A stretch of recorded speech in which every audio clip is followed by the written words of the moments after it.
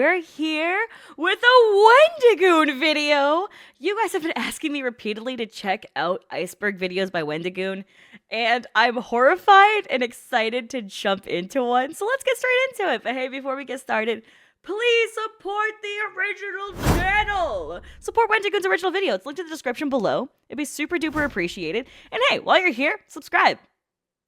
Stay with me. Stay. Hit the like button. Let's get into it.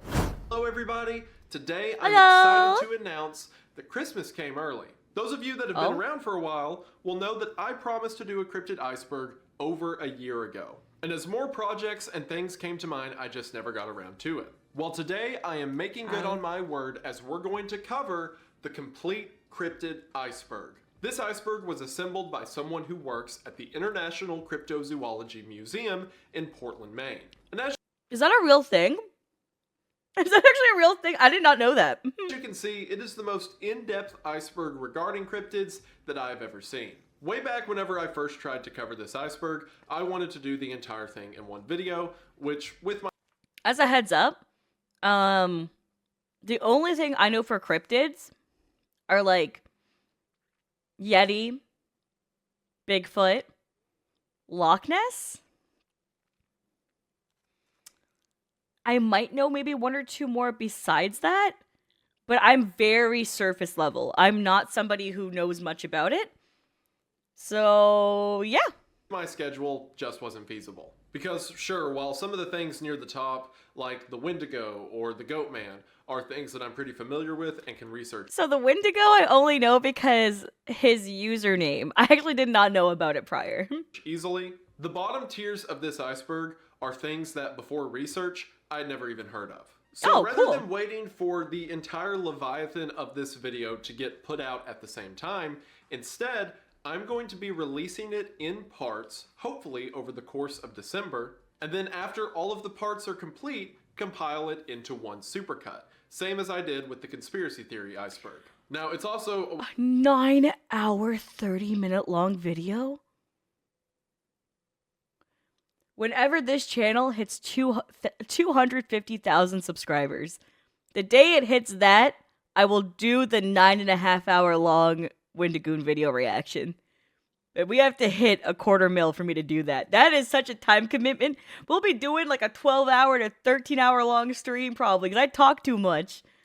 well-known fact that I am bad at following up on deadlines I set for myself, so we'll see if I can finish the whole thing by Christmas. But either way, might as well get started now. And also, just a side note, the guy who made this iceberg and myself were communicating via DMs, but I have since lost those DMs, so if you're the guy that made this iceberg, you know who you are. I shot you a DM on Twitter. Please respond. It'd be really cool to give you credit and point people towards more content that you're making. Nice. But until then, That's I'm not nice. gonna, dox the guy without his permission. That'd be kind of rude. Also, it's just been a while since I've covered an iceberg. The last one I did was the disturbing video game iceberg earlier this year, but I haven't covered a series since the conspiracy theory iceberg. I because if started remember- watching that one. I never did a part 2 for it though, because I got really depressing.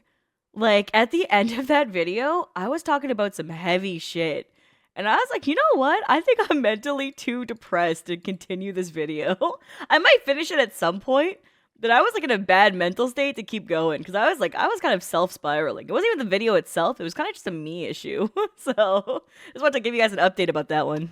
Correctly, the serial killer iceberg wrapped up even before that. So I figured, why not, for the holiday season, we go through this journey together, beginning in the realm of the fairly known, and eventually getting to the mysterious and the terrifying. This iceberg is, for the most part, arranged by obscurity, so I can assure you that pretty much everyone will be familiar with some of the terms near the top, and regardless of how much of a cryptozoologist you are, I promise you, you will learn something new if you stick around for the series. Also, I forgot to mention this in the initial recording, but there's one more thing that I want to make clear. An iceberg is a very quick look at a lot of content. Yep. Nearly every one of the creatures that we're going to be talking about have their own books written about them, have their own movies and documentaries made about them, and can amount to years and years of research. And this is the classic YouTube disclaimer, so the people who are super passionate about particular ones don't get mad at them.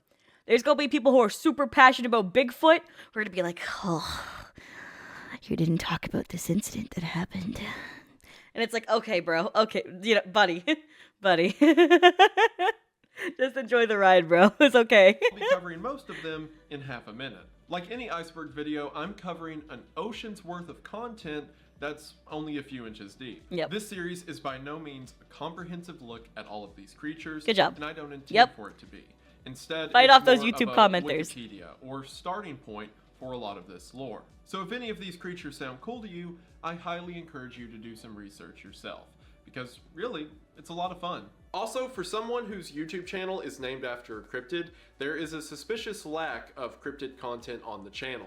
So I figured, why not make the most of it while we're here? So instead of just covering the cryptid iceberg, I will also be making a cryptid tier list. I don't think I need to explain to the average YouTube viewer what a He's doing 2 pieces of content in one.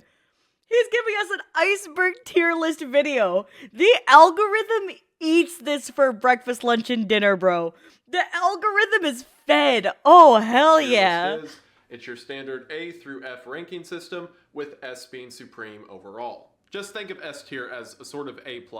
While the actual iceberg analysis will be based on legends and research, the tier list is just entirely my own stupid opinion on how cool I think each cryptid is. That's fair. There's also a category at the very bottom, NA, which not is applicable. just for terms in the iceberg that are not applicable to what we're talking about. Because some of the stuff in this iceberg isn't even a cryptid. Some of the terms are books or individuals who are very important to the field of cryptozoology. But it'd be weird to be ranking like Mothman and Bigfoot and then be like, oh, well, this book is an A-tier cryptid, whatever that means. So non-cryptids go in NA, everything else is fair game.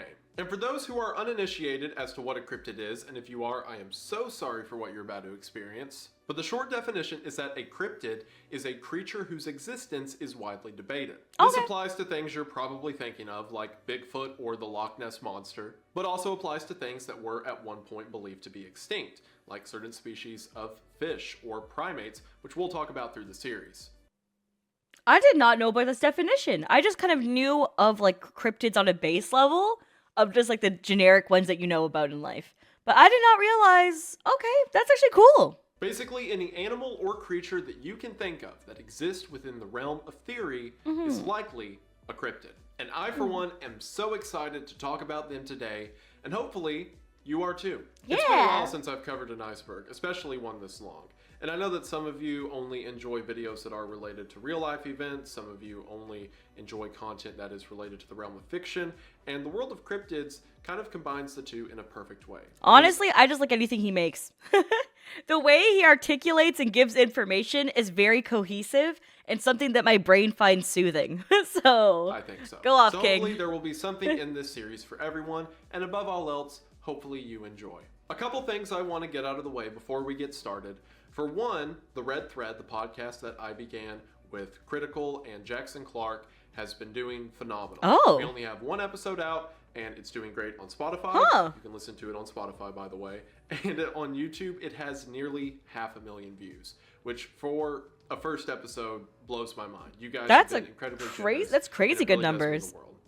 So a link to that will be in the description if anyone wants to check it out. And to those of you who already have, thank you. The first episode we did over there was actually about the Goat Man. And it's almost like I planned this whole thing out.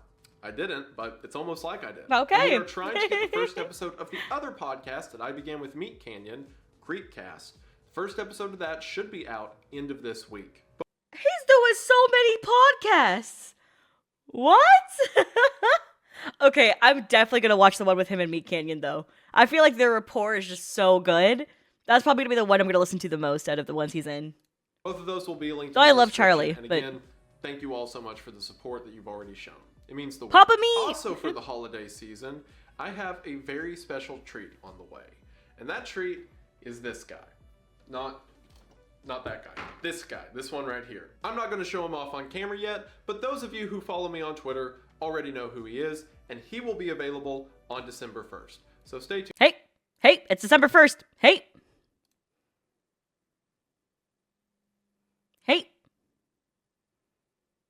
Where's the link? It's not in the description. Hold on. Hold on. I see merch.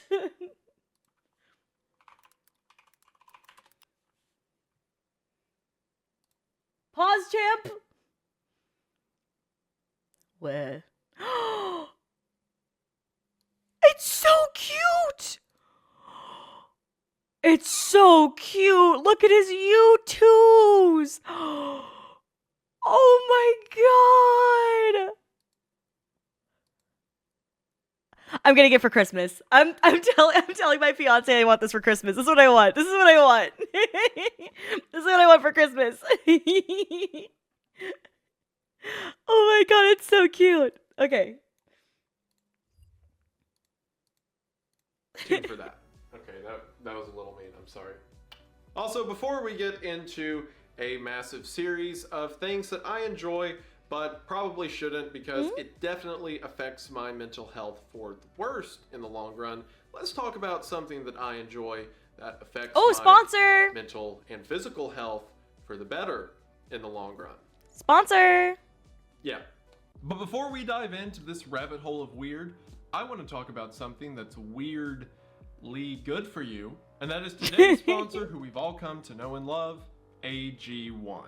That's because AG1 is your one and only comprehensive foundational nutrition supplement. I actually don't know this brand. Those who've been around the channel for a while know how much I love this stuff and how much it helps me get the nutritions that I need every day. Because let's face it, you're not probably eating the perfect diet you should be eating every day. At least I'm certainly not. But AG1 is here to help. It contains your daily dose of pre and probiotics, immune support supplements, nutritional supplements, multivitamins, multiminerals, and instead of being a bunch of pills and doses you have to take every morning, is instead just one drink. AG1 supports whole body health by being something that doesn't focus on one area or aspect of your body, and is instead something that supports your body, brain, and gut all. He just sold me on this. Normally ad reads, I'm like, oh yeah, it's cool, blah, blah, blah, right? I want to get this now. I see, I have a nutritionist who, like, I have a dietitian and 2 nutritionists who work on me. So, like, they have, like, a full regimen of everything that I do to, like, help keep myself in, like, peak health. Because of me fighting cancer and shit, my body being kind of dog shit. So, like, they have to, like, do whatever they can to help me so that I don't bleed out and die. So that's such a hardcore thing to say, but it's true. So yeah, I wonder if they'll be cool with me taking something like that. They usually tell me not to take supplements except for the ones that they tell me to take. So all at once. AG1 is the simple, high-quality solution to your daily nutrition, and there's a reason that the brand has been. Yeah, that's what my people say too. Is that they always are like, don't take supplements or other shit. Like, take only the stuff that we give, like we tell you to buy. So they'll, like, tell me to buy. They're like, we don't care which brand you buy of it, but, like, you have to buy these things in particular to take, so. In the pack since 2010. But they go through my And blood as work you to all decide that, I you didn't know? realize how bad I was with my diet until I started taking AG1. It's not like AG1's some kind of stimulant, it's just the stuff that your body is craving that you probably don't even realize. When I started taking it, I had more energy to get things done. I had more energy to carry out tasks throughout the day. Not only is it super easy to keep track of because it's just one drink you have to take every day, but it's also super easy to make because all you need is a spoonful of AG1 and then 8 to 12 ounces of water and you're good to go. And also, those of you who are new to AG1 might be looking at this and think that it tastes absolutely disgusting because that's like a grassy green look. Yeah, that's what I was thinking. Actually, tastes just fine. Everything in here is completely natural, so what flavor it does have. I'm gonna be honest with you. If you have to drink it on camera to show that it tastes fine, it probably does taste bad. He didn't say what it tastes like. He just goes, it's fine. You know what I mean? Like, I don't think it was okay when he drank it. It's kind of like a sweet vanilla taste almost. Vanilla? This one isn't a pain to take every morning and is instead something I enjoy alongside my morning coffee. AG1 is the perfect product to help you take care of your body the way that it deserves. And right now, Someone in chat, there's a lot of stuff that tastes like ass. Like ass, for example. If you go to the That's link fair. in the description at drinkag1.com/Wendigoon, in addition to your order, you will get 5 additional travel packs of AG1. That's 5 extra days worth of AG1 that you can take with you on the go, which is great if you're obsessed with this stuff like I am, and a year's supply of vitamin D3 and K2. Just put a drop of it in your drink every morning to get even more of the nutrition that you need. Taking care of your body. I take And now D3 and with K2. AG1, it doesn't have to be. Again, to get in on this offer, go to the link in the description at drinkag1.com/Wendigoon to get in on AG1 today. Thank you all so much for watching the ad. Thank you so much to AG1 for sponsoring this video and sending me this cool sweatshirt. It means the most. Hope you all check them out. Link is in the description, and we are back to the video. We are going to go ahead and get into it, but as always, thank you for watching. I want to get the first 2 episodes of this series out quick so that I set a precedent for myself and don't slack off on uploads. So this video and the next will be covering 1 tier of the Iceberg each. And then hopefully after that, I'll be covering 2 tiers of the Iceberg per video. Okay. Which theoretically will round out to 5 episodes over the course of December for the whole series, but I am most likely going to eat my words on that. So I'm leaving this part in the video so that you all can laugh at me when I inevitably fail. But in the meantime, why not have some fun? So let's This is the Cryptid Iceberg. We're watching part 1 right now. Tier 1. Beginning with Bigfoot. Bigfoot! Also known as Sasquatch. Sasquatch! The name Sasquatch is derived from the Salish word Sasquitz, meaning wild man. While Sasquatch is the name of the You know when you go to YouTube and sometimes the comments are like, they just fucking stupid. You know what I mean? Like there's always a few comments that are just fucking cringe. That's what they look like. They be typing with their thick ass hairy fingies. And their gamer toes out. creature within regions like the Pacific Northwest. Other renditions of it exist in nearly every corner of the world. While Bigfoot is believed to be connected to several otherwise unrelated Those dudes who are like, VTubers are cringe, you're probably doing it because you're ugly. Be looking like. You know what I'm saying? legends given his appearance. Like, for example, stories of tall, hairy men can be seen in everything from the rock apes to the Wendigo and what have you. Rock apes? He is most famous among regions of the Northwest United States. While menacing, his widespread popularity has caused several stories of him to move from that of a barbaric killer to an agent of nature. Oh, that's nice. Disrespect the mountains. Shortly after the famed 1967 Patterson-Gimlin film, Bro, that's definitely just a dude in a fursuit. Just strutting. Just strutting. Ain't... If I ever saw a man's... Like, you fucking with me for real. You fucking with me for real. Skamania County, Washington. He's strutting! Statute stating Serve! that the Bigfoot would result in a 5-year prison sentence. Things like this caused Bigfoot to be catapulted into the public eye. And Oh, despite damn. his fierce appearance, 5-year many prison now see sentence. Bigfoot as a sort of icon for nature itself. Mm-hmm. Bigfoot, we all know and love him. He's kind of the foundation for any cryptid story, at least in the United States. Yeah. So of course, I gotta put the guy at A tier. The reason I don't put him at S tier is because he is so popular at this point that there's not really a, like hardline canon for what the creature does or what its motives are. Like to some people, it's this monster that kills anyone that goes in the woods. To others, it's this peaceful guardian of nature. And because of that, stories of Bigfoot are all over the place. Sometimes they can be really cool, sometimes they can be really lame. But Bigfoot laid the groundwork for most of mystery culture as it exists today. So to me, I never really he's a heard the solid nature A. protecting one. Up I've always next, heard we just like have killer. The Loch Ness Monster. Nessie, as she's also known, Nessie! is believed to inhabit Lake Loch Ness of the Scottish Highlands. While written legends of a sea beast within Loch Ness date back to the first millennia, and sightings date back even further, the description and reputation of the plesiosaur-like Nessie I'm gonna be so real with you. I always thought the Loch Ness was real. I think it took me being about like 17, maybe 20 years old around that point where I found out it wasn't, that it's a cryptid. I thought it was just a real ass thing. I don't... to believe. Okay, out of the ones in out of the ones in the upper tier of the iceberg, I'm gonna believe this one. Exploded into the public consciousness in 1933 when several locals reported seeing the creature both in and out of water. This series of local stories culminated in 1934 when the famed surgeon's photograph was taken. Despite most legends describing the creature as docile, besides the occasional mention of consuming prey animals, hunting the Loch Ness Monster has become a sort of snipe hunt among the locals. In 1938, men arrived at Loch Ness with makeshift harpoon guns in hope of killing the creature. The Sightings hell? and expeditions to find Nessie have continued into the modern age. The 750-foot deep lake is proud of its mascot, a legend that's fueled tourism within Scotland for the past century. With connections to legends such as the Kelpie and over 1,000 sightings to date, Nessie is a legend that is certainly here to stay. I'm sure we're all I really familiar hope with the Loch Ness Nessie's Monster real. and theories that maybe it's a dinosaur that didn't die out in the extinction. Maybe it's some kind of giant undocumented amphibian. But regardless, similar to Bigfoot, the Loch Ness Monster is one of the most popular cryptids of all time. And in my opinion, kind of overrated. There were a series of sightings in the 1930s. People described it as, again, a long neck thing. There was the famous surgeon's What if photograph, Nessie just which- died?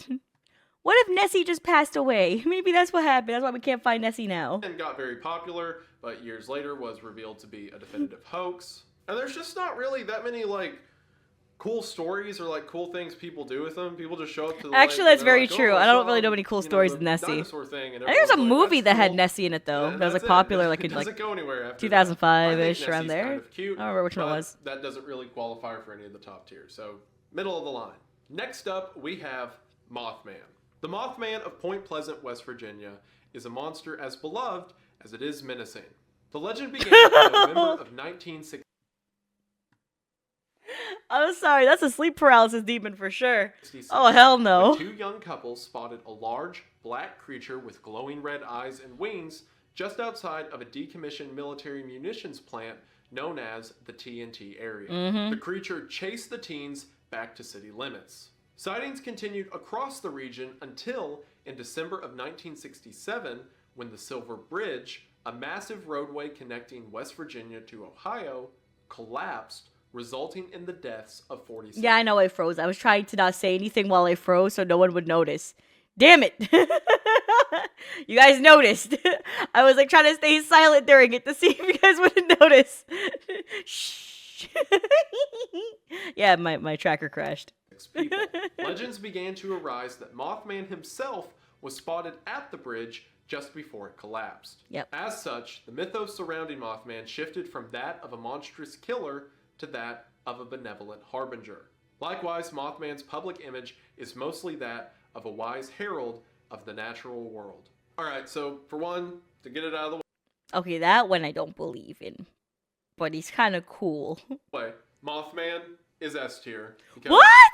If we're doing all of this and we're not putting Mothman at S tier, then what are we doing here? Both among people who are just kind of interested in cryptids or the supernatural, and those who are super interested, both hold Mothman as one of the best. He is defined as a creature that is menacing and potentially harmful. You know what? That just means I need to look more into Mothman. Because clearly I need to look more into it. That's on me then. Because, yeah. Because you know what? Like, as he said, he's just doing like the surface level of everything. So he can kind of like go through like what different ones. But I definitely need to look into Mothman. Because I just didn't really see the appeal from that. But okay. But also maybe here to help He's us. a cool maybe mothy trying boy, to warn fair. us of danger. And he's a giant bat moth person. Like, that's just really cool. I've been to Point Pleasant, West Virginia. I've done all of the Mothman tours, been to the museum, poked around the TNT area. There's even a statue of him in the middle of the town. And yes, of course, my wife did in fact touch his butt. Really fallen on in November 1966. She put her Also, thumb in his one more ass. thing I wanna Your mention. wife, your The wife poster- put her thumb in his ass. Hello? She gripped that booty cheek. Slipped the pinky in. that you can see off to the side whenever I'm recording at the whiteboards or on my live streams.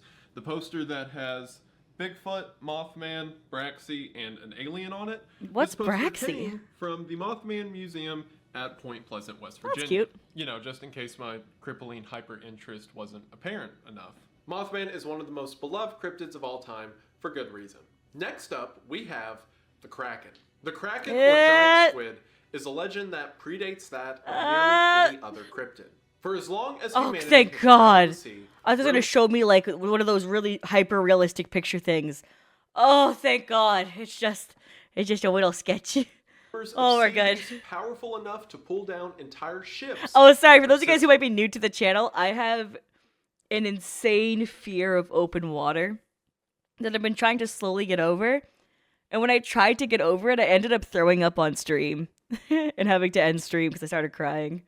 So, yeah, it's bad. It's fucking bad. But I'm trying to like get a little bit better about it each day. Like I've been trying to like look at more things involving open water in general, and it might seem stupid, and it probably is stupid. But that's the whole point of a phobia, right? It's an irrational fear of something.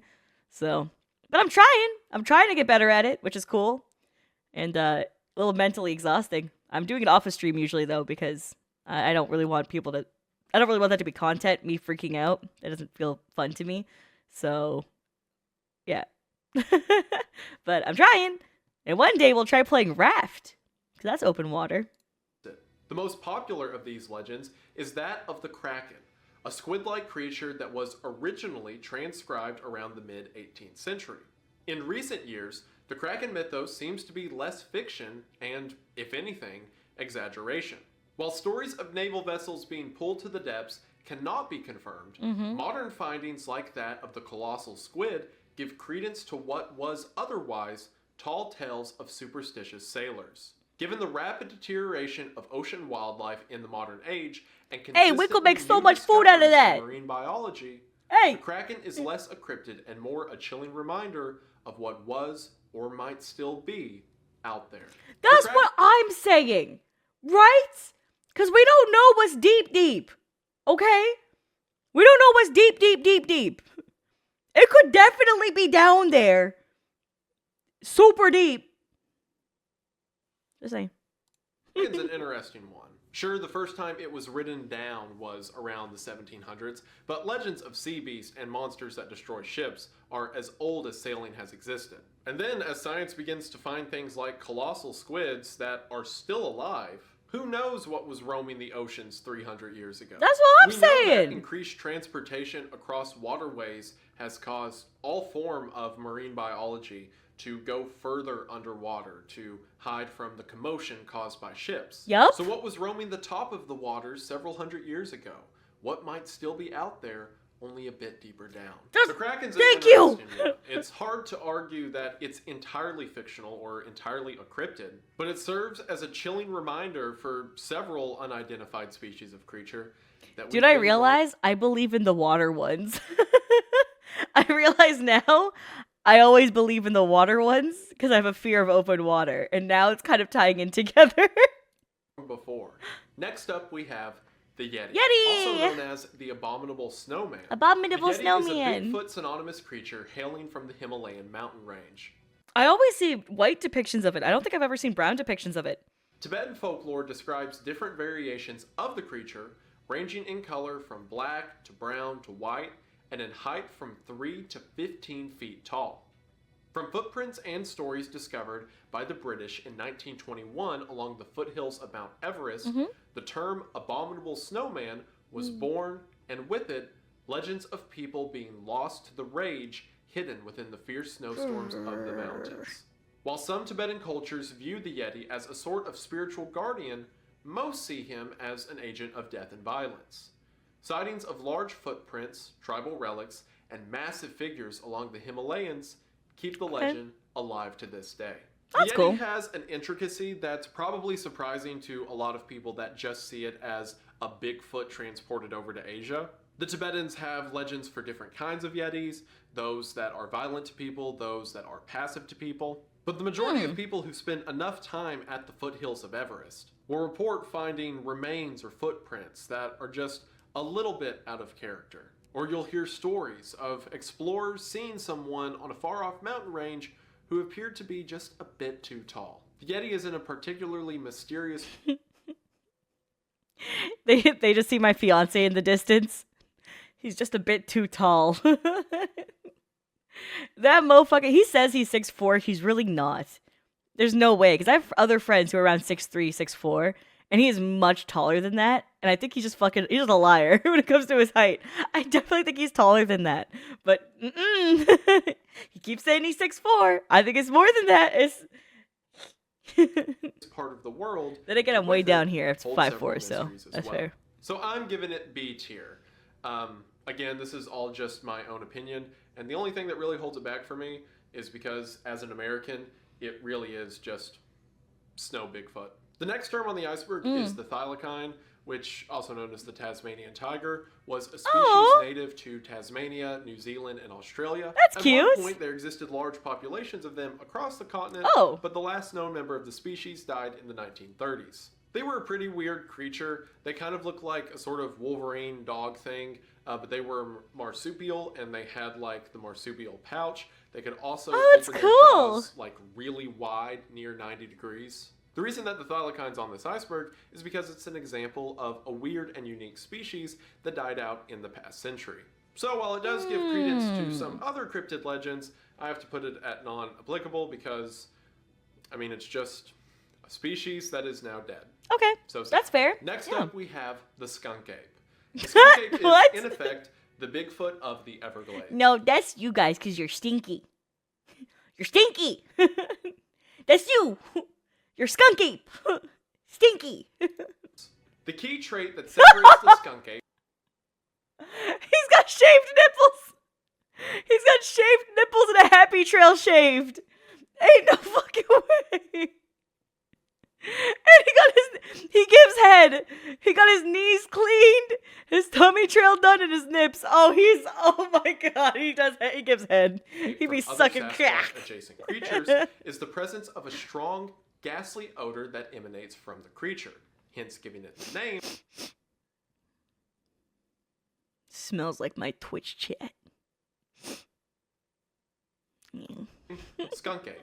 This scent often preceding the beast's sightings. While stories of man-sized monkeys permeated the region come on, man. arrival, the legends of the skunk ape have exploded in the past century. While sharing several similarities to Bigfoot, the ape is typically depicted as more docile and smelly. I've always found the skunk ape to be more scary than Bigfoot, and I think the main reason for that is, as a kid, I was exposed to, like, the happy-go-lucky, friend of the hiker Bigfoot motif, and the exposure to the skunk ape I got was that one really freaky image of it, like, behind the leaves at night, and I think someone found out later that that picture was actually a picture of a display at a Ripley's Believe It or Not. I'm pretty sure. But nevertheless, 8-year-old me didn't know that. And I did live for a month down in the Florida Everglades, and I think it's just because that's such a hostile region of land. Whereas I see things like the Pacific Northwest, like, sure, in the winter you can die if you're out there, but for the most part, it's like friendly hiking trails and whatnot. And if you try to just go hiking through the middle of the Everglades, you will die to something. So while the skunk ape itself is typically depicted as non-violent, I think it's just the menacing characteristics of the area around him that make him so scary. That kind of by association, he's seen as a menacing creature, even if himself is not. This probably doesn't make any sense, but it makes sense up here. So while I do like the skunk ape and have even been to the skunk ape museum in the Everglades, I've got to put him at B tier because... Wendigoon! Wendigoon, did you grab his ass? Makes sense up here. So while I do like the skunk ape and have even been to the skunk ape... Did you grab his ass like your wife did for the other one? Wendigoon! Wendigoon, grab his ass! Museum in the Everglades, I've got to put him at B tier because that's fine. At the end of the day, smelly Bigfoot. Next up, we have Champy. The monster of Lake Champlain has been described by those native to the land as a great horned serpent. And yeah, go ahead, insert Monument Mythos reference here. Known to the Abenaki as thank God, dude. Sightings of a lake monster in Lake Champlain have been documented in newspapers. I always be getting scared at this kind of shit, man. Some of which describing the creature as being nearly 200 feet in length and recount stories of steamboats halting. We got Nessie off of Wish.com. We got Nessie at home. Look at that goofy ass face. when colliding with the beast. At one point, P.T. Barnum offered $50,000 for the hide of the creature, which adjusted for inflation is nearly $1.3 million. Despite differing accounts of Champy's appearance, most agree on the head of a snake and massive dimensions. Due to the lack of stories regarding attacks or danger, Champy is often regarded as a docile, kind creature He's so and is happy. even a protected species in both the states of Vermont and New York. Champy is effectively the Loch Ness Monster, but in the United States. A lot of the legends around Champy are explicitly nice or kind, whereas the Loch Ness Monsters tend to be more menacing or at the very least mysterious. Champy is kind of seen as almost like there's just a blue well in the middle of the lake, like this harmless creature that's just really big and wants to be your friend. And that's seen in a lot of the Yay! artwork and I like advertisement Champy. related to the legend. And while I think that's cute and all, I've got to give it a D tier. That's fair. I'm sure That's there's a very lot of fair people compared that to really these, yeah. like it, but again, it's just take this legend and then move it somewhere else. Yep. After that, we have the Chupacabra. The Chupacabra, or goat sucker, is a creature from Latin America that Goat sucker? People were excited for Chupacabra in chat. I just, is known for drinking the blood of livestock. Descriptions of the creature range from a hyena-like canine, as reported in most Mexican and Southwest United States stories, to that of a reptilian humanoid as seen in the original Puerto Rican sightings. Consistencies across legends often contain details of red eyes and black quills. Oh, this looks more like, okay, so I didn't really know 100% what a Chupacabra is, but I've heard the name before. But I've definitely seen stuff similar to like this used in like horror game shit. along the creature's back. Despite I its just didn't realize popularity, what it The was. Chupacabra is a relatively new urban legend, with the first use of the name occurring in the 1990s following a series of livestock killings in Puerto Rico. Several animals were found drained of their blood, and local speculation shifted to that of a vampiric beast that preys on unsuspecting farmers. Despite its short time in the limelight, We the are Chupacabra has built farmers. a name Bum, for itself ba-dum, bum, that bum, bum. rivals the likes of Bigfoot. Chupacabra is one of the most famous cryptids of all time. But that being said, I've got to throw him at C tier. Because when the legend began, it was this alien reptilian humanoid that would feast on the blood No, of basically animals. just a dog. And that was, cool and unique. But then when the legend went from Puerto Rico to like Mexico and Texas, it just became stories of people going, oh, well, it was like a coyote without a lot of hair and it ate a chicken.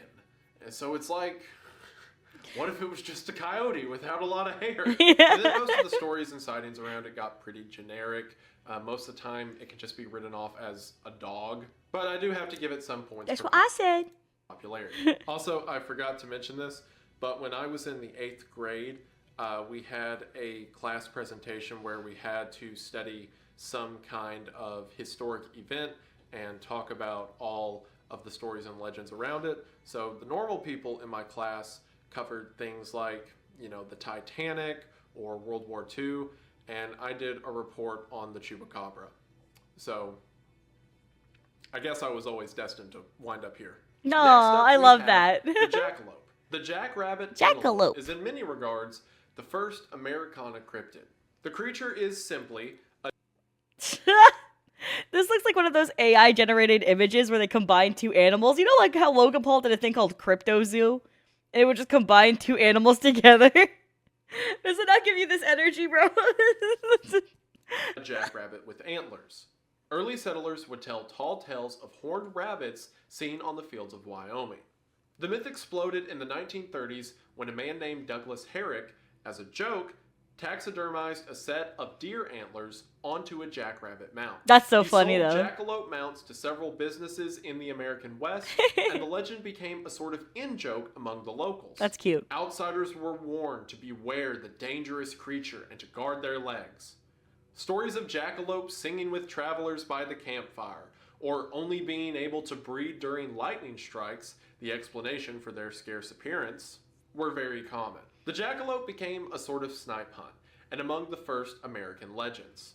Also, in Wyoming, it's a running joke that you can get a jackalope hunting license composed of impossible stipulations. That's great. I love the jackalope because, It's cute. for one, it has the most innocent beginnings. There were legends of a rabbit with deer antlers, so a guy thought it'd be funny to make a taxidermy of one and sell it to local businesses. And then every time someone who's unfamiliar with the area comes into town, it gives all the locals an excuse to spin a yarn. I mean, if you were a guy Gaslight, who had never been out gaslight, west, gaslight. and, this is pre-internet. You or never heard of a widespread jackalope education, before? and you saw Hit him with that. a jackrabbit mount with antlers, and everyone in town told you it's real. I mean, who are you to not believe that? Now, when they get to all of the stories about it can only breed during lightning strikes or whatnot, that's different. But it became a fun story that a bunch of people would add their own legends to. And like I said, in Wyoming, it was a joke League for a of while Legends? that you could get a license to hunt a jackalope, but it would have a stipulation like, can only be on February the 30th, or can only take place Smart. in the minute before and after midnight. So while sure, there's not a lot to the legend of the creature itself, it's the legends and cultures that were built around it that make it so special, and what makes me put it at B tier. I also just noticed that I left my ceiling light on, which has been reflecting on the board this whole time. You think 3 million subs can't figure out how lights work. Next up, we have the Jersey Devil. The Jersey Devil, also known as the Leeds Devil, is a monster said to stalk the Pine Barrens of southern New Jersey. Descriptions vary, but in every... The average New Jersey resident. I'm sorry.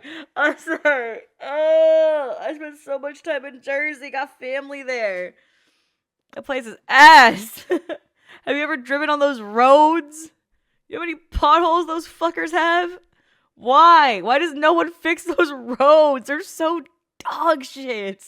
variation, the devil is a combination of different animal features. It is often cited as The a sort of Joyzy dragon Devil. with bat-like wings, goat-like hooves, and the head of a horse. While the natives' legends of a flying creature within the pine Oh barrens shit, it's got a dumpy. Damn. What the fuck what is that? Hey, got hella ass. Oh shit. predate colonial legend, the story of the Leeds Devil is far more popular. According to legend, in the 1730s, a woman named Mrs. Leeds discovered that she was pregnant with her 13th child. Damn. Understandably, Mother Leeds was upset and cursed the unborn child. When the child was born, it transformed into the Jersey Devil and flew out of the house, stalking those who stray from the I thought trail. you were gonna say it flew out of her coochie. I dead ass thought that's what they were gonna say. I was like, what? Flew out of the house. Flew out of the house. Okay, okay. Of New Jersey Okay. ever since. The Jersey Devil's Oh. a fascinating one. Unlike a lot of cryptids, it has a definitive origin story, and while the characterization of other cryptids is often kind of ambiguous, the Jersey Devil is expressly evil. It's a creature born from hell that will kill or haunt anyone who gets in its way. Okay. It's also particularly terrifying, and one of the only cryptids that I can definitively say scared me to death as a child. It's scary, it's cool, and it looks weird. So I'm putting it at A tier. Good, And actually, the last cryptid yeah. for tier 1 is the Dogman. The Dogman, also known as the Michigan Dogman, rose to infamy in 1987 when a disc jockey named Steve Cook released a song called The Legend, detailing the story behind the creature. According to the legend, the Dogman was first seen in 1887 in Maybe he just got that dog in him, you feel me? Wexford County, Michigan. The creature has the body of a man with the head of a dog. While many associate this appearance with the common No, that's just your ugly inbred cousin. That's what it really is. Call it what it is, okay? That's generations of inbreeding. Don't make fun of him like that. He's just living his life. known werewolf, stories of the Dogman imply It does look like a less bear, yeah. blended, more distinct appearance of a canine's head on a man's body. While stories of attacks are scarce, the haunting appearance is enough to drive many locals to a place of fear. The Dogman's an interesting one. Things like the werewolf have been so overplayed in pop culture that few people still find the idea of one scary, but there is something directly uncanny about just a man's form with a dog's head. And while that in itself is cool, the Dogman kind of has a Kind of like a jackal in a way, shaky right? beginning, so Like to the speak. Like a Like lot of Anubis these could it be? cryptids and stuff come from local legend or stories or sightings. Yeah, it looked like a bear, right? It just looked like a bear chilling. Like, I don't know. It didn't look that man-like to me. It just looked like a bear. Yeah. But the Dogman began with a disc jockey making a song about him, and then sightings of the creature began. And while I'm not going through this whole thing talking about why cryptids are fake or why this one is less likely to exist than the other one, because that's pretty lame. I mean, the Dogman was just a guy wrote a song about it and people started singing it, so kind of lessens the cool factor a little bit. So that, coupled with the creature's design being pretty basic, brings it down a bit for me. Yeah, fair A enough. lot of the stories that have come off of the legend are pretty cool, so I'm putting it at C tier. And now, let's do a quick run through of the other non-applicables from Tier 1. Okay. Classic Animals of Discovery was the book that Lewis and Clark put together of all the animals they discovered on their voyage out west. This is Oh. fascinating because for the first time in written literature, there were hundreds of newly documented animals. It goes to show how quickly something can go from unknown to cataloged in the matter of a single trip. That's awesome. Sea serpent, similar to the Kraken, is a legend that has existed Yeah, for I know of hundreds sea and hundreds serpent. of years. But everything that I would have said about the sea serpent, I pretty much mentioned with the Kraken stuff. And since the two overlap so much, I'm leaving it down here since it in itself is kind of vague. Lauren Coleman is the founder of the International Cryptozoology. I'm sorry. I thought he was about to say that this dude was like. I'm sorry. He was like a type of cryptid. I don't know. I started laughing. I'm sorry.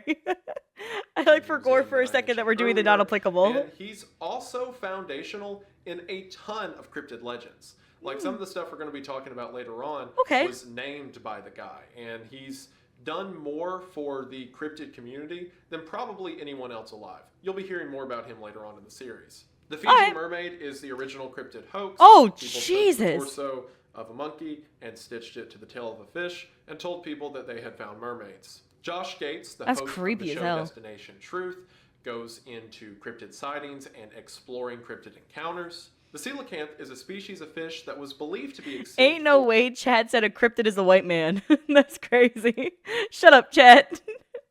I cannot get over that one time. I forget which chatter it was. Where they were like, Alicia, I'm white as Elmer's glue. And I'm like, what?